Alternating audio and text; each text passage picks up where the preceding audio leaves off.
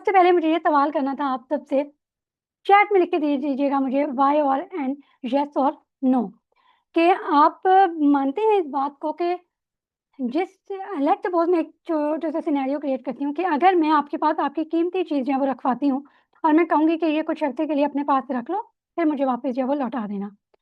तो आप उसे खुद सँभाल कर रखेंगे, उसकी टेक केयर करेंगे, उसको अच्छे से रखेंगे, या आप किसी दूसरे को दे देंगे कि ये मुझे अनम ने एक प्रीशियस आइटम, वैल्यूएबल आइटम जो है वो रखवाया था, तुम इसको सँभाल कर रखो, तुम इसका ख़्याल रखो, क्या करेंगे आप? मैंने अगर ये इकरा को दिया है अपना कोई भी गोल्ड का ब्रेसलेट जो हम ख़वातीन को बड़ा कीमती होता है ना, अगर मैंने आपको दिया, इकरा को दिया है, अदील मैं यहाँ पे नाम देख रही हूँ, अफ़सा हैं जवेरिया हैं, तो आप किसी और को पास ऑन कर देंगे कि वो टेक केयर करें, या आप खुद सँभाल कर रखेंगे? चैट पे बता दें या अनम्यूट करके मुझे 1-2 मदर्स जो है वो बता दें। Of course we will take care ourself, क्योंकि इकरा को मैंने दिया है वो गोल्ड का ब्रेसलेट, तो मैं क्या करूँगी, मैं उसका सवाल जब मैं नेक्स्ट टाइम उससे लेने आऊँगी, पूछूँगी, जो मैं हिसाब-किताब करूँगी, तो मैं किससे सवाल करूँगी? जिसके हाथ में मैंने अपना वो प्रेशियस आइटम दिया होगा। तो क्या औलाद जो अल्लाह ताला ने आपको दी है, वो किसी प्रेशियस आइटम से कम है? वो कितनी वैल्यूएबल नेमत है, वो नेमत है जिसके लिए हमारे अंबिया किराम सल्लल्लाहु अलैहि वसल्लम ने गिड़-गिड़ा कर दुआएँ माँगी थी। हज़रत ज़करिया अलैहिस्सलाम ने, हज़रत इब्राहीम अलैहिस्सलाम ने कितनी दुआएँ माँगकर ये नेमतें दुआ माँगकर अल्लाह ताला से तलब की थी। तो अल्लाह ताला ने मुझे और आपको जब हमारी गोद में ये बच्चे, ये इंसान दिए हैं, तो ये अल्लाह ताला की अमानत है। अब मैं और आप अगर ये अमानत की ज़िम्मेदारी किसी तीसरे शख़्स को दे दें कि उसकी ट्यूशन की टीचर, उसके स्कूल की टीचर या पूरा दूसरा एजुकेशन सिस्टम जो है वो इसकी तरबियत करे, इसकी तालीम का ख़्याल रखे, तो आपको लगता है कि अल्लाह ताला सवाल जो है वो स्कूल टीचर या स्कूल वालों से या ट्यूशन टीचर से करेंगे?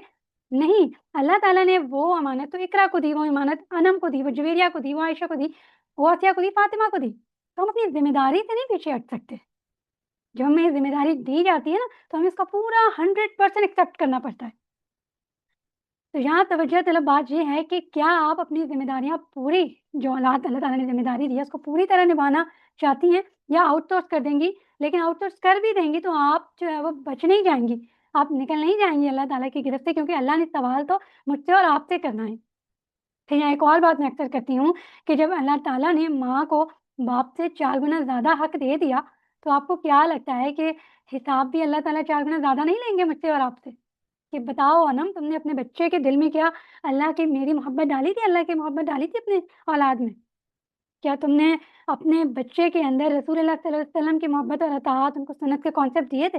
क्या तुमने अपने बच्चे में तक़वा डाला था? ये सवाल मुझसे और आपसे होगा। तो फिर हम कहाँ से इतने वो ये हम इतने इग्नोरेंस का हम मामला शो करते हैं कि चलो भई स्कूल में डालो, ट्यूशन टीचर में डालो, सिर्फ़ एक वजह, मेरे पास बहुत सारी मदद आती है। अनम फिर सारा दिन बच्चों को मैं नहीं बर्दाश्त कर सकती सारा दिन बच्चों को घर पर। आपको करना पड़ेगा, ये ज़िम्मेदारी अल्लाह ने आपको दी है। और फिर कुरान पाक में हमें मिलता है ना कि इन्नमा अम्वालकुम व औलादुकुम फ़ितना, और ये तुम्हें माल और औलाद तुम्हारे लिए फ़ितना है। अरबिक में फ़ितना सिर्फ़ लड़ाई झगड़े फ़साद को नहीं कहते, फ़ितने का मतलब आज़माइश, टेस्ट, इम्तिहान भी होता है।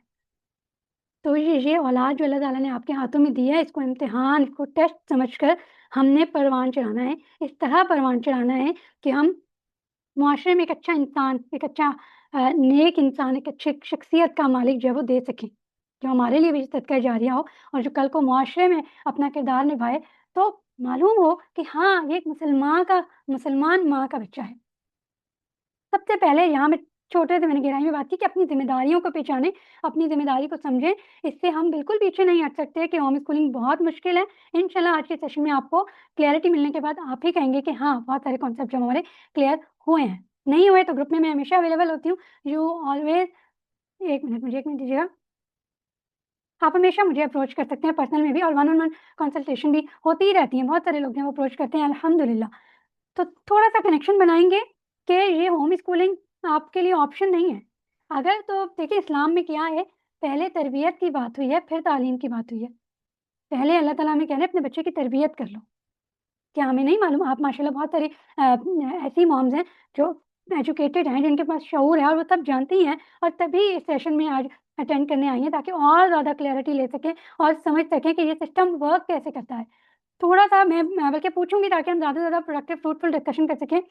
Would you like to know about the history of home schooling? या आप सबको मालूम है होम स्कूलिंग का ओरिजिन कहाँ से हुआ था? क्योंकि जब हमें हिस्ट्री मालूम होती है ना, तो हमें हमारे ऑब्जेक्टिव समझने में आसानी होती है और फिर हम अपने ऑब्जेक्टिव, अपना पर्पस होम स्कूलिंग का दूसरों को अच्छी तरह डिलीवर कन्वे कर सकते हैं। तो would you like me to deliver this के उसका ओरिजिन क्या है या आप लोगों को मालूम है? ओके, फातिमा कह रही हैं, तो मैं बता देती हूँ शॉर्ट सा। देखिए, होम स्कूलिंग ये कोई नया कॉन्सेप्ट नहीं है, बल्कि होम स्कूलिंग कदीम-तरीन पुराना तरीका है। जब स्कूल भी इजाद नहीं हुए थे, तो उससे पहले जो है वो होम स्कूलिंग ही करवाई जाती थी। हज़रत इमाम गज़ाली, हज़रत इमाम शाफ़ी और इवन हज़रत आयशा सिद्दीक़ा रज़ियल्लाहु अन्हा, हज़रत फ़ातिमा रज़ियल्लाहु अन्हा, ये क्या स्कूल जाया करती थी? नहीं। इनकी तरबियत और तालीम इनके घर से ही शुरू होती थी। इवन जब हम बुक्स में पढ़ते भी थे ना मुसन्निफ़ या किसी कौमी शायर का या किसी भी ऐसे ऑथर के बारे में, तो हमें क्या मालूम होता था कि उन्होंने अपनी इब्तिदाई तालीम जो है वो घर से ही हासिल की। ये जुमला आप लोगों ने यकीनन सुना होगा, पढ़ा होगा बहुत बार। मसरत तो वो घर से तालीम क्या थी? वो घर से तालीम यही थी कि वो अपने इर्द-गिर्द देखा करते थे, ठीक है? अपने बड़े-बुज़ुर्ग के पास बैठा करते थे, चीज़ों का मुशाहिदा किया करते थे, गौर-व-फ़िक्र किया करते थे। यही उनकी तालीम थी। तो होम स्कूलिंग का ओरिजिन फिर कहाँ से शुरू हुआ कि जब 18वीं 19वीं सदी के बाद इंडस्ट्रियल रेवोल्यूशन आया, जब लोगों को उस वक़्त के ब्रिटिश एम्पायर लोगों को ज़रूरत पड़ी कि ऐसे तो काम नहीं चलेगा, हमें अपनी इंडस्ट्रीज़ में मैसिव तादाद में स्लेव्स भी वर्कर्स भी रखने हैं, लेबर्स भी रखने हैं।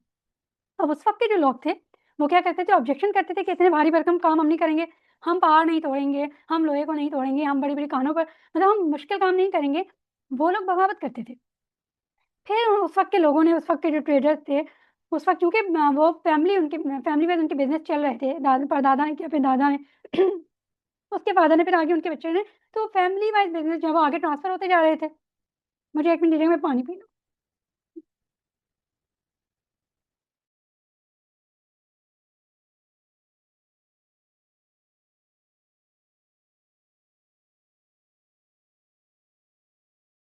जी, तभी हम देखते हैं कि जो उस वक़्त के लोगों के नाम थे, तो उनके वो जो कारोबार थे, उनके नामों के साथ जुड़े होते थे।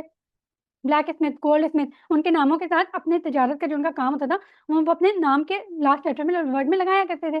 अब क्या हुआ, जब उन्हें महसूस हुआ कि नहीं, अब ये तो चूँकि बड़े जवान हैं, ये तो बगावत करते हैं, मुखालफत करते हैं कि हमने आज इतना मुश्किल काम नहीं करना, हमें इसके बदले ये चाहिए, हमें ये चाहिए। तो उन्होंने कहा कि ऐसे काम नहीं चलेगा। हमें जब अपनी इंडस्ट्रीज़ को बढ़ाना है, तो हमें बड़ी तादाद में वर्क फ़ोर्स भी चाहिए, लेबर भी चाहिए। तो फिर वहाँ से क्या हुआ, ऑर्गेनाइज़ हुआ कि एक ऐसा सिस्टम बनाया जाए, जहाँ छोटी उम्र से ही बच्चों को एक साथ रखा जाए, एक ही तरह का उनको पढ़ाया जाए, एक ही कमरे में रखा जाए, एक ही यूनिफ़ॉर्म हो, ताकि वो अपने आप को उन जैसा ही समझें। और उस वक़्त पता है क्या सोचती, कि वो जो बच्चा है ना छोटी उम्र से, वो फिर अपने बारे में नहीं सोचेगा, उससे गौर-व-फ़िक्र करने की सलाहियत जो है वो छीन ली जाए। यही तो होता है। आज अगर अगर हम अपनी जनरेशन के किसी बच्चे से, इवन जब मैं ट्रेनिंग कोर्सेज़ करवा रही होती हूँ और मैं कहती हूँ जर्नलिंग करें, रिफ्लेक्शन लिखें, कहते हैं कैसे लिखना है? क्योंकि हमारे स्कूल सिस्टम ने हमसे गौर-व-फ़िक्र करने की सलाहियत ले ली, छीन ली। कैसे छीन ली? इस सवाल का जवाब इतना ही याद करना है, बस जो मैंने कह दिया टीचर ने वही लिखना है। इससे आगे और पीछे लिखने की ज़रूरत नहीं है, ना जानने की ज़रूरत है। पेपर में इतना ही आना है, इतने के ही नंबर मिलेंगे, तो यही रट्टा लगाओ। अब क्या हुआ, सारे बच्चों को जिनमें वो सलाहियत नहीं थी, उनको भी वो कॉन्सेप्ट पढ़ाया जाने लगा, वही याद करवाया जाने लगा। जिन बच्चों में कुछ और क्वालिटीज़ थी, उनको भी वही सेम सिस्टम था ना कि बस सबने वही करना है। अब क्या हुआ, बच्चा अपने अंदर झाँकता ही नहीं कि मेरे अंदर कुछ और भी कैपेबिलिटीज़ हैं। वो इतना उसको मसरूफ़ रखा गया, फिर आगे चल के टेस्ट का सिस्टम आया, ग्रेड्स का सिस्टम आया, फिर और मंथली टेस्ट हो गए, वीकली असेसमेंट हो गई।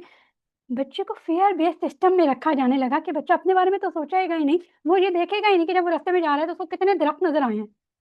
गौर-व-फ़िक्र ही नहीं करेगा, तो वो किस तरह अपनी क्रिएटिविटी स्किल्स को जो है वो बूस्ट कर सकेगा। तो ये नुकसान हुआ। फिर उस दौर में जो है ना, वो आइंस्टाइन से पूछा गया कि आपका क्या ख़्याल है कि अब तो सारे बच्चे एक जैसी तालीम हासिल करेंगे? तो उन्होंने बड़ी एक तारीख़ी जुमला कहा, जो मैं बुक में पढ़ती हूँ, कि अब मछली से भी उम्मीद किया जाएगा, मछली से भी, कि वो भी दरख़्त पर चढ़ेगी।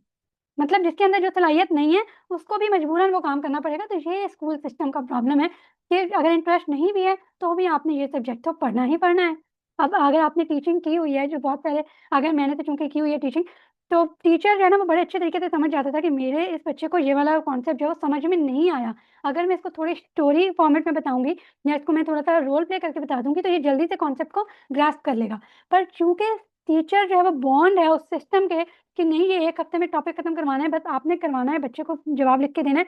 बच्चे को समझ में आया है, नहीं आया, स्कूल सिस्टम का कोई गर्ज़ नहीं है।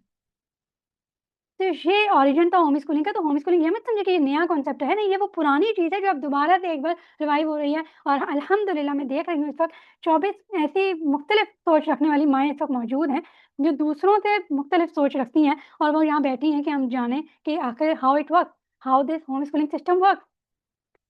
अच्छा, यहाँ पर मैं एक स्क्रीन शेयर करना चाहूँगी। आप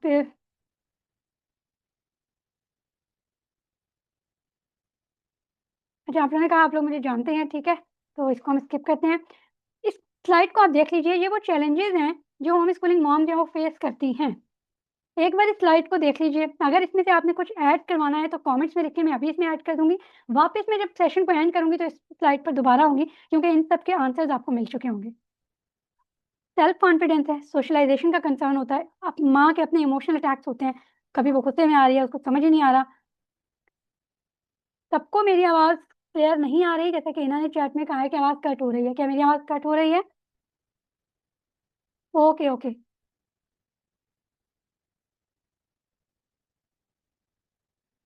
मुझे अब दोबारा बताइएगा वरना मैं अपने डेटा से कनेक्ट कर लूँगी, ठीक? क्लियर? ओके, जज़ाकल्लाह। काफ़ी सारे लोगों को क्लियर है, तो आप अपने एंड से देख लें ही ना, ठीक है? अच्छा जी, तो मैं ये कह रही थी कि स्लाइड को आप लोग गौर से देख लीजिए, अगर आपको लगता है कि इसमें कुछ मैंने मिस किया है पॉइंट, तो वो आप मुझे बता दीजिए, मैं ऐड कर लूँगी, ठीक है? और इस स्लाइड पर हम वापस आएँगे at the end of the session, तो इंशाल्लाह आपके पास इन सब के जवाबात मौजूद होंगे, मिल जाएँगे इंशाल्लाह। बाकी मैंने आप लोगों के क्वेश्चन नोट भी किए हुए हैं, इंशाल्लाह सेशन के दौरान ही कवर होंगे। तो सबसे पहले होम स्कूलिंग करनी क्यों है? ये जो वाय है ना, इस पे बड़ी आपको ग्रिप होनी चाहिए क्योंकि ये आपका ऑब्जेक्टिव है। जब आप इमोशनली कभी डाउन होते हैं ना, तो ये वाय आपको दोबारा खड़ा करता है कि यार मैंने इसलिए शुरू की थी। तो स्टार्ट विद अ विज़न। ये मत समझिए कि ये ट्रेंड है, सब कर रहे हैं, तो मैं भी शुरू कर देती हूँ। हाँ, कुछ माएँ मुझे ये भी कहती हैं कि ये अफोर्डेबल है, ये इतनी ज़्यादा एक्सपेंसिव नहीं है, तो हम इसलिए शुरू करना चाहते हैं। तो नहीं, अपना विज़न जो है ना वो स्ट्रॉन्ग रखें, बड़ा विज़न बनाएँ। अगर तो आप अपने बच्चे को मटीरियलिस्टिक और इंडिविजुअलिज़्म और कैपिटलिस्ट बनाना चाहते हैं, तो स्कूल्स जो हैं वो बेहतरीन हैं। अच्छा, let me check the chat कि कुछ अच्छा, स्ट्रगल ठीक है, मैं इसको भी ना एड्रेस करूँगी। आपने चैलेंजेस में बताया है, रुकैया ओके। तो मैं क्या कह रही थी कि बड़े विज़न से अपने बच्चों को होम स्कूलिंग हमने शुरू करवानी है कि अगर तो आप अपने बच्चों को बनाना चाहते हैं कि वो बस अपने अंदर ही सोचे, वो एक इंफरादियत के तौर पर मुआशरे में खड़ा हो, तो होम स्कूलिंग बेहतरीन है। कि वो सिर्फ़ अपना ही सोचे कि he is the only one, कि उसके पास सब कुछ होना चाहिए, उसी की केयर की जानी चाहिए, बस वो ही इम्पोर्टेंट है, तो स्कूल जो है वो बेस्ट है। पता है क्यों बेस्ट है? मैं आपको बताती हूँ। सारा साल जो है वो आप अपने बच्चों को बेशक लेक्चर देती रहें कि लंच बॉक्स शेयर करो और दोस्त अच्छे बनाओ या दोस्तों की हेल्प करो, उनको होमवर्क भी दो। जब आपके उसी बच्चे का रिज़ल्ट आता है ना, तो आप ये जुमला ज़रूर बोलती हैं कि तुम्हारे दोस्त के कितने नंबर है, देखा तुमने उसने कितने नंबर लिए हैं? तो यहाँ से क्या शुरू होती है? जेलसी शुरू होती है। अगर ये सारे ट्रेट्स आपने चाहती हैं आप अपने बच्चे को कि वो बस एक खुद में अच्छा बने, तो इसके लिए तो फिर स्कूल बेस्ट है। अगर आपने बड़े विज़न के साथ होम स्कूलिंग शुरू करनी है ना, तो फिर आपको इन चीज़ों से खुद को पहले तो बाहर निकालना है ना। तो मैंने लास्ट सेशन में भी बात की थी कि don't repair your kid, start preparing yourself. तो फिर वही बात करूँगी कि पहले तो अपना विज़न आपने बड़ा रखना है कि मैं होम स्कूलिंग कर क्यों रही हूँ? मेरा पर्पज़ क्या है? अगर आपका ये पर्पज़ है कि मुझे होम स्कूलिंग इसलिए करवानी है कि अल्लाह ताला ने ये मुझे अमानत के तौर पर सौंपी है, अल्लाह ने मुझे ये ज़िम्मेदारी दी है, तो मुझे इसको पूरी तरह निभाना है। आपको क्या लगता है रसूल अल्लाह सल्लल्लाहु अलैहि वसल्लम के विसाल के बाद क्या मेरी और आपकी ज़िम्मेदारी खत्म हो जाती है? क्या उन तक ही थी बस दीन को आगे पहुँचाना? नहीं, ये ज़िम्मेदारी मेरे और आपके कंधों पर है कि हमने अपनी आने वाली नस्लों को, अपनी औलाद को दीन के बारे में रसूलुल्लाह सल्लल्लाहु अलैहि वसल्लम के और सहाबा किराम की अताअत, सुन्नत, मोहब्बत उनके दिल में भी ये सब डालना है। तो ये मेरी और आपकी ज़िम्मेदारी है, छोटी ज़िम्मेदारी नहीं है, ये बहुत बड़ी ज़िम्मेदारी है। मैं यहाँ शुरू में ही बता दूँ कि होम स्कूलिंग बहुत आसान नहीं है और ये बहुत आरामदा भी नहीं है। ये बहुत मुश्किल भी है, इसमें से आपको अपने कम्फर्ट ज़ोन से बाहर आना पड़ेगा, पर नामुमकिन नहीं है, बहुत मज़े का सफ़र है। थोड़ा-सा डरा दिया है, लेकिन बहुत मज़े का सफ़र है। मैं भी कर रही हूँ अल्हम्दुलिल्लाह, 8 साल से कर रही हूँ और बहुत मज़ा आ रहा है। मज़ा तब आता है when you start working on yourself instead of repairing your kid. बात करेंगे इस पर भी इंशाल्लाह। तो बड़े विज़न के साथ जब हमने शुरू करनी है कि हमारा बच्चा जो है वो एक बेहतरीन इंसान बने, अब्दुल्ला बने, अमातुल्लाह बने, रसूलुल्लाह सल्लल्लाहु अलैहि वसल्लम का फॉलोवर और मोहब्बत के भले खूबसूरत उम्मती हम अपने मुआशरे को देकर जाएँ। इस विज़न के साथ अगर आपकी होम स्कूलिंग होगी, मैं चाहूँगी अपनी नियतें कर लें, म्यूट हैं आप लोग, लेकिन अपनी ज़बान से ये लफ्ज़ अदा कर लें कि या रब्बुल आलमीन ये होम स्कूलिंग करने की नियत तुझे राज़ी करने के लिए है और कि हम एक बेहतरीन इंसान इस मुआशरे को दे सकें। तो क्या होगा, मेरा हर दिन होम स्कूलिंग का इबादत का दर्जा रख लेगा। मुसलमान है ना, मुसलमानों की नियत ही बड़ी इंपॉर्टेंट ख़ास अहमियत रखती है, ठीक है? तो हमने क्या करना है, बड़े विज़न के साथ स्टार्ट करनी है कि हमारा विज़न क्या हो कि हमारा अल्लाह जब हमसे राज़ी हो जाए। आई होप आप लोगों ने अपने दिल में ये नियत कर ली होगी ताकि मेरा और आपका बैठना भी इबादत बन जाए, आमीन। दूसरा क्या है हमारा, आपने जब होम स्कूलिंग को शुरू करना है ना, छोटे-छोटे गोल्स मत बनाएँ। जब एक इतना बड़ा अच्छा खूबसूरत फैसला लेने लगे हैं, तो स्टैंडर्ड भी अपना ज़रा हाई रखें। जब हम इस तरह सीखते हैं ना, लाइक माइंडेड कम्युनिटी में बैठते हैं, तो एक-एक कतरा-कतरा सीखते-सीखते हम पहुँच ही जाते हैं अपने मंज़िल तक, मकसद को पा लेते हैं। तो हम सीख लेते हैं। बहुत सारे मेंबर्स होंगे फर्स्ट फर्स्ट टाइम नाम सुन रहे होंगे होम स्कूलिंग का, बहुत सारे होंगे जो बहुत बार सुन रहे होंगे, बार-बार सुन रहे होंगे ताकि ट्रैक पर रह सकें। तो क्या है, पेरेंटिंग के बिगर गोल्स पर काम करते हुए होम स्कूलिंग करनी है। ये भी आपका एक व्हाय होना चाहिए, पर्पज़ होना चाहिए। Now what are the bigger goals of parenting? मज़े की बात ये है कि ये 3 गोल्स होते हैं, जो तीनों अल्लाह ताला ने आपके बच्चे में बाय बर्थ दिए हुए हैं। उसके अंदर अल्लाह ताला ने उसके अंदर डेवलप हुए हुए हैं ऑलरेडी। आपने क्या करना है, उसको मज़ीद नरिश करना है, उसको नर्चर करना है। अब हम करते क्या हैं कि वो तीनों हम लोग इतनी बुरी तरह डिमोलिश करते हैं बच्चे के कि बच्चा बच्चा क्या, मैं अपनी बात करूँ ना, मैं भी तो स्कूल की प्रोडक्ट हूँ ना। वो 3 बिगर गोल्स क्या हैं? Confidence, creativity, character. ये 3 वो ट्रेट्स हैं जो हम खुद अपने हाथों, स्कूल वाला तो बाद में करते हैं, पहले माँ-बाप ही उसके जो है ना वो डिमोलिश कर देते हैं घर में ही। कॉन्फिडेंस बच्चा बाय बर्थ लेकर आता है। आपने देखा होगा, आप सब माएँ मौजूद हैं, बच्चा जब छोटा होता है तो किसी चीज़ से डरता नहीं है।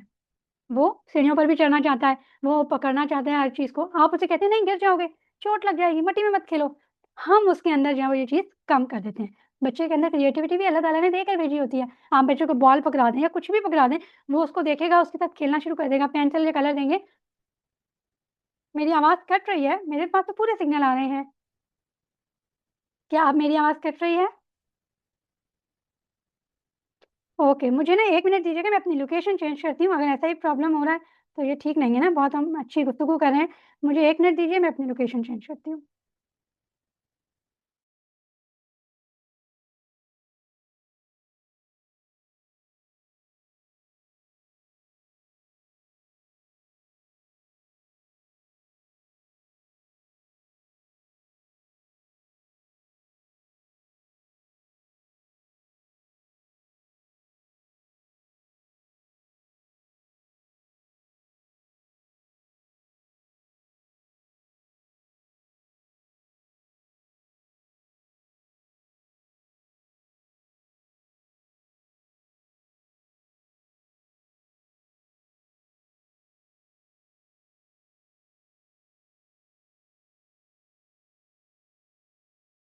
आई होप अब आप लोगों को मेरी आवाज़ जो है वो क्लियर आएगी और आनी तो चाहिए।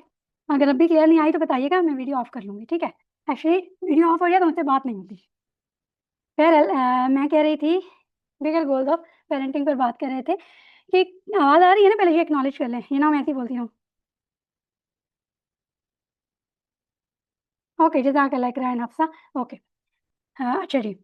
तो क्रिएटिविटी भी ना अल्लाह ताला ने देकर भेजी हुई है। फिर हम जो है वो उसको खराब करते हैं कि नहीं, जैसे मैं बता रही हूँ बस वैसे ही लिखना है। लाइन के ऊपर नहीं लिखना, टेढ़ा नहीं लिखना, नीचे नहीं लिखना। तो उसकी क्रिएटिविटी किल हो रही है ना। उसको कॉन्फिडेंस उसका खत्म हो रहा है कि जो मैं कर रहा हूँ वो ठीक नहीं कर रहा। अब जो कोई मुझे दूसरा जैसे बताएगा, मुझे वैसे ही काम करना है। इस रास्ते पर वो चलते-चलते वो हमेशा वो 50 साल का बुड्ढा भी हो जाएगा ना बड़ा, तो उसके दिन में होता है यार मैं किसी से बात कर लूँ, मैं पूछ लूँ, मैंने पता नहीं डिसीज़न सही लिया या नहीं। क्योंकि आप में से बहुत सारी मदर्स हैं जो मुझे पर्सनल में अप्रोच करती हैं और कहती हैं कि हमारी डिसीज़न मेकिंग स्किल्स अच्छी नहीं है। क्यों नहीं अच्छी? होता कुछ भी नहीं है, हर कोई फैसला ले सकता है, बस कॉन्फिडेंस की कमी है। तीसरा ट्रेट यही मैंने बताया ना, बिगर गोल्स ऑफ पेरेंटिंग में क्या है, कॉन्फिडेंस, ये तो हमने कर लिया। कैरेक्टर, बच्चे का कैरेक्टर भी बाय बर्थ अच्छा होता है। बच्चा कभी झूठ नहीं बोलता, वो आपकी झूठ पकड़ता है कि मम्मा आपने ऐसे क्यों बोला? आपने उनको ऐसे क्यों बोला? क्योंकि अल्लाह ताला ने जो कंसाइंस ज़मीर दिया है ना, फितरत फितरत सलीमा पर हम सबको पैदा किया है ना, फितरत सबकी पाक है। तो बच्चे का कैरेक्टर भी बहुत अच्छा होता है, वो फिर आस-पास देखकर जो है वो खराब हो जाता है।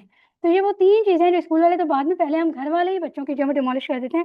उनको टॉन्ट कर कर के, उनको रोक-रोक कर के गिर जाओगे, चोट लग जाएगी, बीमार हो जाओगे, इससे नहीं खेलो ठंड लग जाएगी।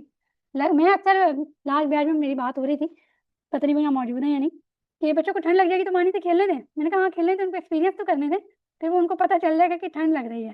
ठीक है? अच्छा गौसिया नहीं, ठीक है। मुझे लग रहा था someone raise his her hand, तो अच्छा जी, let me check the screen.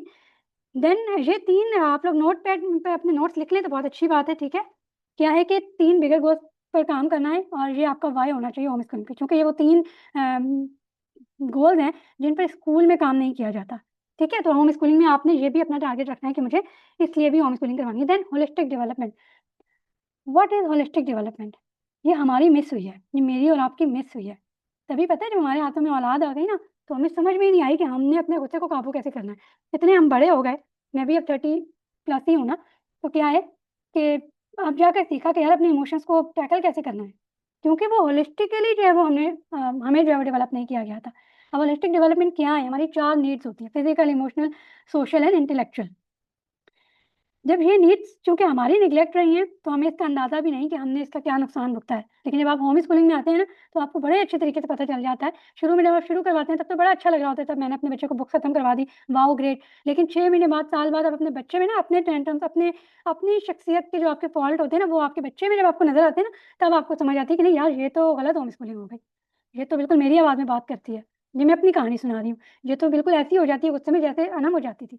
फिर आपको समझ में आती है कि नहीं यार, ये तो गलत हो रहा है, यहाँ तो फिर मुझे पहले खुद को सीखने की ज़रूरत है। पहले मुझे अपनी होलिस्टिक डेवलपमेंट करने की ज़रूरत है, तब मैं अपने बच्चे की कर सकूँगी।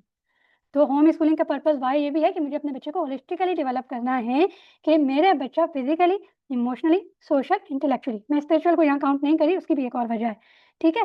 तो ये भी आपका व्हाय होना चाहिए। अच्छा, याद रहे कि ये 1 घंटे, 1 से डेढ़ घंटे का सेशन होगा, तो इट्स लाइक अ ट्रेलर, ठीक है मैम? आप लोग अपने नोट्स ज़रूर बनाएँ, बाद में आप लोग सर्चिंग करें या मुझसे अप्रोच करके पूछ भी सकते हैं। डिटेल में हम ये चीज़ें अपने एमटीसी के कोर्स में कर रहे होते हैं। तो नेक्स्ट जो है वो आपका पर्पज़ होना चाहिए होम स्कूलिंग का। प्रॉब्लम्स इन ट्रेडिशनल स्कूलिंग क्या है? भई आपका बच्चा इतने अच्छे तरीके से चीज़ों को नहीं याद कर सकता, तो वो नहीं कर सकता। उसके अंदर अल्लाह ने कोई और क्रिएटिव या टेक्निकल स्किल रखी है, वो उसमें अच्छा है। तो फिर क्या ज़रूरत पड़ी है कि अपने बच्चे को वही टेबल रटवाने की? अगर वही टेबल रटवाने के बजाय आप अपने बच्चे को, उस बच्चे को जो इस तरह क्रिएटिव और टेक्निकल उसकी स्किल ज़्यादा है, अगर आप उस बच्चे को टेबल का कॉन्सेप्ट समझा देंगे ना कि ये टेबल बना कैसे रहे हैं बेटा, तो वो बड़े आसानी से उनको याद भी कर लेगा और समझ भी आ जाएगी। वो याद नहीं भी करेगा तो जब उसको सॉल्व करना होगा वो कर लेगा। लेकिन हमने क्या उस पर शर्त लगा दी कि तुमने याद करके मुझे रटवा कर ही सुनाने हैं। ये स्कूलिंग सिस्टम का फ़ॉल्ट है, ठीक है? दूसरा वो यही कि बहुत सारे ना 4 लर्निंग स्टाइल्स होते हैं। वही बात है कि जब हम माँएँ पहले एजुकेट होंगी ना, तो हमें पता चलेगा कि हम अपने बच्चे को किस स्टाइल से पढ़ाएँ। बच्चों के डिफरेंट लर्निंग स्टाइल्स होते हैं, ज़रूरी थोड़ी है कि बच्चा मेरा कॉपी पेंसिल लेकर बैठेगा ही तो ही मुझे तसल्ली होगी कि हाँ, मेरे बच्चे ने आज काम किया है। तो फिर you need to fix this issue. फिर आपको अपने पर काम करने की ज़रूरत है, क्योंकि हमारे पास 4 लर्निंग स्टाइल्स होते हैं। मैं इनके भी नाम बता देती हूँ, आप नोट्स बना रहे हैं तो इनको सर्च करें। ऑडिटरी लर्नर्स होते हैं, विजुअल लर्नर्स होते हैं, किनेस्थेटिक लर्नर्स होते हैं और रीडर एंड राइटिंग लर्नर्स होते हैं, जिनको लिखकर और पढ़कर ज़्यादा अच्छा वो जो है वो सीखते हैं। तो ये जब वो लर्नर, जब मुझे पता होगा कि मेरा अपना लर्निंग स्टाइल क्या है या मेरे बच्चे का लर्निंग स्टाइल क्या है, मैं जान सकूँगी, तो मैं उससे ज़्यादा कम वक़्त में ज़्यादा अच्छा उससे काम ले सकूँगी।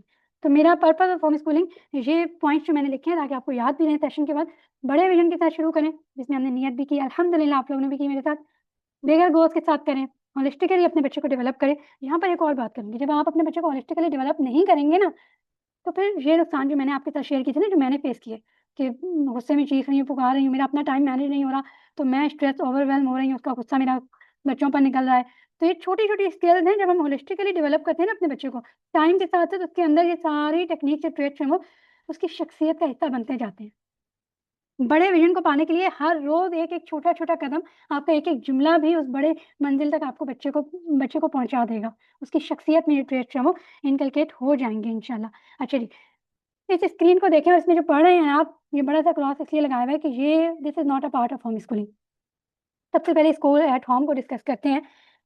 अगर तो आपने अपने बच्चे के लिए अच्छी-अच्छी बुक्स ले ली हैं और आपको लग रहा है कि हाँ, अब मैं होम स्कूलिंग शुरू कर दी है, मेरा बच्चा होम स्कूलिंग कर रहा है, this is a part of homeschooling to some parents, but to me, मैं चूँकि अनस्कूलिंग अप्रोच नेचुरल लर्निंग को फॉलो करती हूँ, तो और अगर आप सही पूछे ना, काफ़ी बुक्स पढ़ने के बाद, ब्लॉग्स और आर्टिकल्स पढ़ने के बाद मैंने यही एनालिसिस किया, मेरा अपना यही कंक्लूजन है कि जो रियल जिसको मैं कहूँ कि होम एजुकेशन है, वो नेचुरल लर्निंग ही है, इसी को ही हम होम स्कूलिंग कहते हैं। बाकी सबने अपने-अपने पैराडाइम पर्सपेक्टिव बना लिए होम स्कूलिंग के कि हम बुक्स पढ़ा देंगे तो हमारा बच्चा जो है वो होम स्कूलिंग ही कर रहा है। फ़िक्र क्या लग गई है कि इवन ये अलमिया है मेरा और हम सब माँओं का, कि हमें ये फ़िक्र लग जाती है कि 5 साल का बच्चा हो गया, यार है ना इसको रीडिंग नहीं करना आ रही, ये तो पीछे रह जाएगा। जी ना, जी हम सबके अंदर मुझे टेंशन है, कन्फ्यूज़न है, हम इस सिस्टम से बाहर नहीं निकल आ हम शुरू तो कर दिए हमने होम स्कूलिंग, लेकिन अभी भी बहुत सारी माँएँ जो ऐसा सोचती हैं, उनके अंदर टेंशन आ जाती है कि यार इसको पढ़ना तो नहीं आ रहा, मैं सही जा रही हूँ। तो बात हो रही है नेचुरल लर्निंग की। अगर तो जहाँ पे मैंने स्क्रीन शेयर की ना कि स्कूल एट होम, अगर आपने घर पर स्कूल बनाना है ना, तो आप इन चीज़ों की फ़िक्र करें कि हाँ, 5 साल का बच्चा हो गया, इकरा आपके बच्चे को रीडिंग नहीं आती, अब तो आपके बच्चे को एबीसी नहीं आती। अगर आपने स्कूल एट होम बनाना है, तो फिर तो आप फ़िक्र करेंगे। लेकिन अगर आप पूरी तरह होम स्कूलिंग में आना चाहती हैं, पूरी तरह होम स्कूलिंग का मज़ा लेना चाहती हैं ना, जिस तरह मैं आज सुकून से बैठी हुई हूँ, तो फिर आपको क्या करना पड़ेगा, अनस्कूलिंग को फ़ॉलो करना पड़ेगा और ये बड़े मज़े की चीज़ है, आपको पता भी नहीं चलता, आपका बच्चा हर दिन इतनी-इतनी चीज़ें सीख रहा होता है कि यू विल गेट सरप्राइज़ कि यार ये तो मैंने इसको सिखाया नहीं, इसको कैसे आ गया? आप यकीन करें मैंने बहुत सेशन में अपनी ये मिसाल दी है कि मैंने अपने बेटे मोहम्मद हसन को एक दिन भी 1 2 3 और एबीसी नहीं सिखाई, नहीं पढ़ाई, बट ही नोज़ उसको 4.5 साल की उम्र में 1 से लेकर 20 तक और ए टू ज़ी स्मॉल और कैपिटल लेटर लिखना आते थे, पढ़ना आते थे। एक दिन भी मैंने नहीं बिठाया उसको। ये होती है नेचुरल लर्निंग कैसे होती है बताते हैं हाउ में इंशाल्लाह। तो नेचुरल लर्निंग अगर आपने घर पर स्कूल बनाना है तो this is not a home schooling वो बस आप अपने आप को सैटिस्फाई कर लें कि हाँ, हम होम स्कूलिंग करवा रहे हैं। वो होम स्कूलिंग नहीं है कि जहाँ पर आपका बच्चा सुबह-सुबह उठकर नहीं, स्क्रीन टाइम तो बिल्कुल भी नहीं। मेरे घर में टीवी ही नहीं थी। अभी हमने कुछ 7 मंथ्स हुए हैं हमने लिए। तो स्क्रीन से भी नहीं देखी उसने, ठीक है? मैं बताती हूँ बुक से। आगे चल के इंशाल्लाह हम डिस्कस करते हैं। तो भूल गई मैं क्या कह रही थी। Let me check the screen. अच्छा हाँ, मैं ये कह रही थी कि अगर आपको लग रहा है कि अब मैंने होम स्कूलिंग शुरू कर दी है तो सुबह-सुबह मैं बच्चे को उठा लूँ कि वरना पूरा दिन ज़ाया हो जाएगा, तो नहीं। अच्छा इस मीटिंग में 1 मिनट रह गया, मेरी बात कट हो जाएगी। I want you to rejoin with the same link ताकि मैं इस बात को कंटिन्यू करूँ, ठीक है?